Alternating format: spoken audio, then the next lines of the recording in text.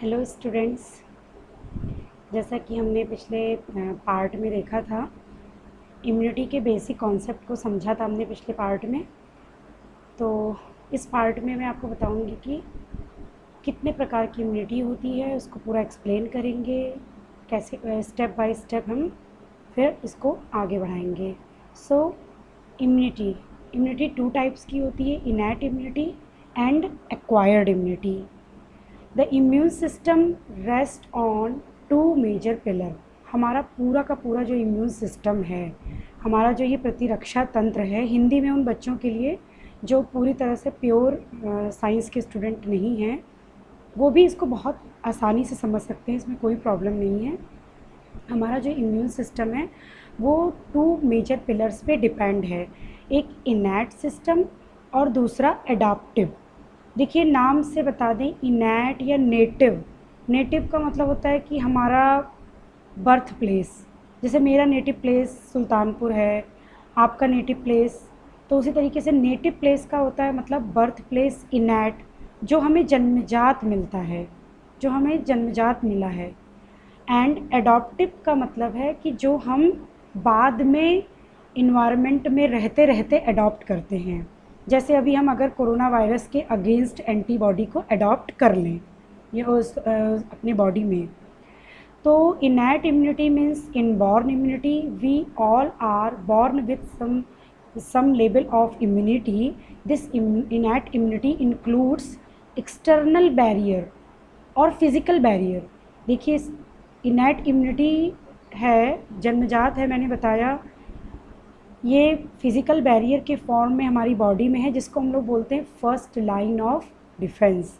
जैसा कि मैंने पिछले ही वीडियो में आपको दिखाया था एक फिगर हमारी इंडियन आर्मी का, उसमें मैंने बताया था कि ये पूरा का पूरा डिफेंस करते हैं।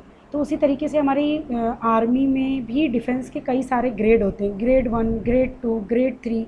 ग्रेड 1 वाले बिल्कुल बेसिक होते हैं, उनको बहुत कम नॉलेज होता है। ग्रेड 2 वाले उससे एडवांस होते हैं, उनके पास ऑर्डर देने की क्षमता होती है। ग्रेड 3 वाले सब कुछ जानते हैं, सारी इन्फॉर्मेशन को स्टोर करके रखते हैं, मेमोरी के फॉर्म में स्टोर करके अपने पास रखते हैं, तो वो हाई लेवल के हुए। Same in our immune system, हमारे इम्यून सिस्टम में भी ऐसा है। हमारा जो इनैट इम्यूनिटी है फर्स्ट लाइन ऑफ डिफेंस है, ये जनरल डिफेंस है बिल्कुल, और कोई भी इसके पास ये बहुत ही फास्ट एक्शन करता है, और कोई स्पेसिफिक जो है इसके पास एक स्पेशलाइज्ड स्पेसिफिक इम्यून रिस्पांस नहीं होता है कि वो उसको बिल्कुल याद करके रखे टिल डेथ तक, ऐसा कुछ नहीं होता है, बहुत क्विक रिस्पांस होता है। सपोज़ हमको कोई इन्फेक्शन हुआ, वो 1 दिन में, 2 दिन में, 4 दिन में ठीक हो जाए, ठीक है। वो इन्फेक्शन हमारे फिज़िकल बैरियर के थ्रू ही, जैसे हमारी स्किन पे कोई चीज़ आए और इन्फेक्ट करे, हमें वहाँ पे कुछ पस वगैरह बने और वो 2, 4, 6 दिन में ठीक हो जाए, तो बहुत क्विक रिस्पांस हुआ, उसकी कोई हमारे पास मेमोरी नहीं बनी। तो इस तरह के जो रिस्पांस होते हैं या इस तरह की जो इम्यूनिटी होती है वो इनैट इम्यूनिटी होती है।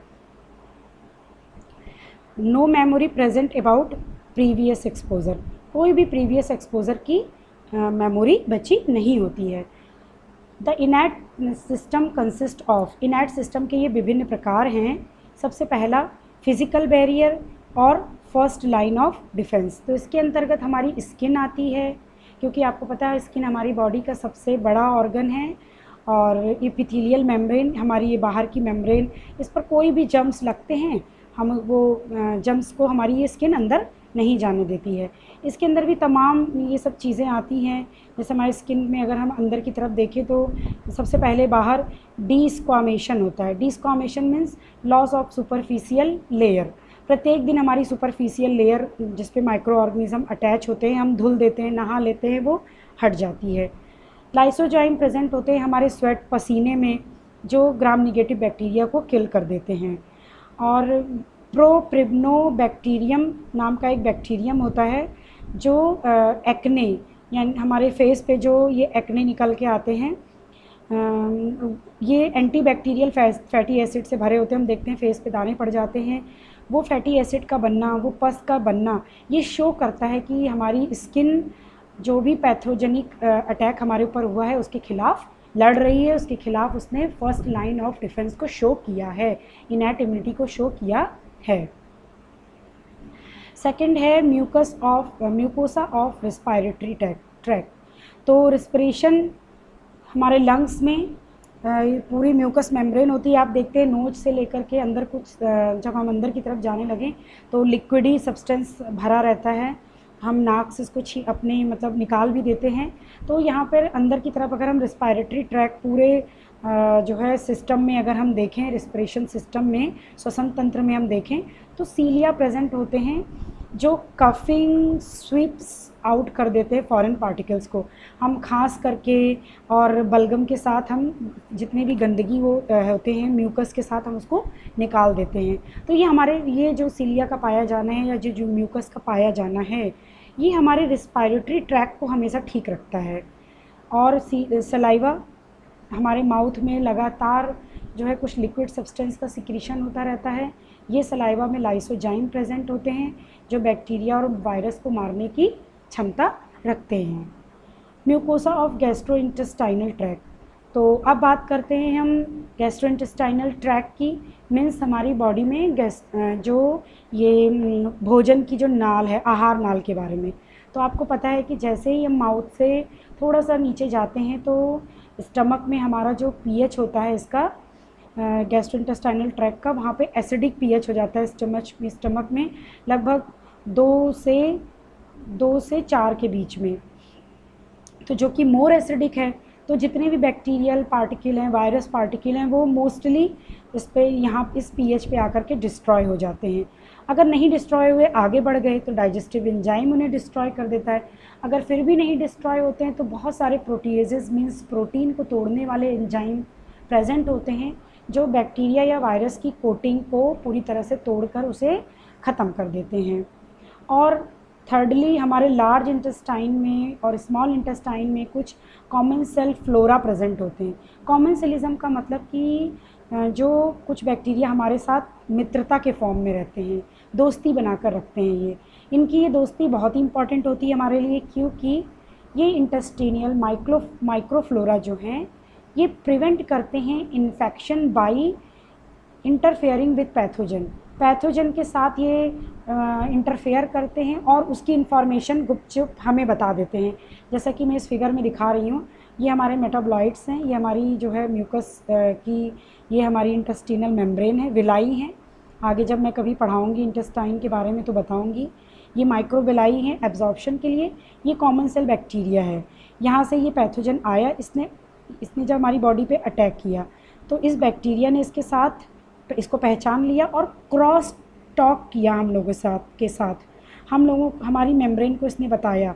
मेम्ब्रेन ने साइटोकाइंस CYTOKINES साइटोकाइंस नाम का जो है स्मॉल सब्सटेंस प्रोड्यूस किया, जिसके बारे में मैं अभी आपको आगे बताऊंगी। साइटोकाइंस प्रोड्यूस किया और फर्दर हमारी बॉडी को इम्यून रिस्पॉन्स करने के लिए, इसको मारने के लिए फिर प्रेरित किया। तो ये सब सिस्टम जो मैंने आपको बताया ये सारे के सारे स्किन, उसके बाद mucosa of respiratory tract and mucosa of gastrointestinal tract, ये सब के सब हमारे first line of defence innate system के अंदर आए। अब आप लोग इस फिगर को देखिए, ये शो करता है, ये एक ह्यूमन है जिसमें मैंने आपको बताया कि किसी के अंदर, ये मैंने पहले ही लाइन में आपको बताया कि हमारी इनैट इम्यूनिटी और एडॉप्टिव इम्यूनिटी, हमारी शरीर के 2 स्तंभ हैं, 2 पिलर हैं जो बिल्कुल एक साथ मिलकर काम करते हैं। तो ये ह्यूमन की बॉडी में इनैट जो सिस्टम होता है वो 2 प्रकार का होता है, एक फिज़िकल बैरियर के फॉर्म में, दूसरा बॉडी फ्लूइड और ब्लड में। तो फिज़िकल बैरियर में मैंने आपको बताया पहला स्किन आ गया, mucosa of RT respiratory tract, mucosa of gastrointestinal tract, ये सारी चीज़ें अब बात हो गई। फिज़िकल बैरियर जो केवल बाहर से हमारी मदद कर सकें। अब हम अंदर की तरफ बढ़ेंगे, मीन्स हमारे टिश्यू में और ब्लड में। जब ये सारी की सारी चीज़ें भी किसी वायरस और बैक्टीरिया को नहीं रोक पाई तब क्या होगा? तब हमारा कॉम्प्लीमेंट सिस्टम या फिर हमारा टिश्यू और ब्लड सिस्टम जो है वो ऑन होता है, सेकंड लाइन ऑफ डिफेंस शुरू होता है। सेकंड लाइन ऑफ डिफेंस में हमारी ही बॉडी की सेल साइटोकाइंस सिक्रीट करती हैं, कीमोकाइंस सिक्रीट करती हैं और इंटरफेरॉन सिक्रीट करती हैं। रॉस रेडियो एक्टिव कुछ रेडियो ऑक्सीजन की स्पीसीज पार्टिकल सिक्रीट करती हैं। इसको हम आगे के लेक्चर में और डिटेल में बताएंगे। ये सब सिक्रीट करने के बाद ये हमें सेकेंड लाइन ऑफ डिफेंस के अंतर्गत हमें उस वायरस और बैक्टीरिया से लड़ने के लिए हमारी हेल्प करती हैं। किसकी सहायता से? हमारे WBC की सहायता से। WBC में आपको पता है बहुत सारे टाइप्स होते हैं, neutrophil, monocytes, macrophages, eosinophils, NK cells. तो इन सब के बारे में अब हम आपको सेकेंड लाइन ऑफ जो डिफेंस है उसके बारे में हम नेक्स्ट वीडियो में आपको डिटेल में बताएंगे। और ये रहा हमारा थर्ड लाइन ऑफ डिफेंस, जिसको हम लोग एडॉप्टिव इम्यूनिटी बोलते हैं। इसके अंदर ये बहुत ही स्पेसिफिक इम्यूनिटी होती है, इसके बारे में हम आपको नेक्स्ट लेक्चर में बताएंगे। सो अगर आपको मेरा वीडियो अच्छा लगा तो please subscribe and hit the bell icon. Thank you.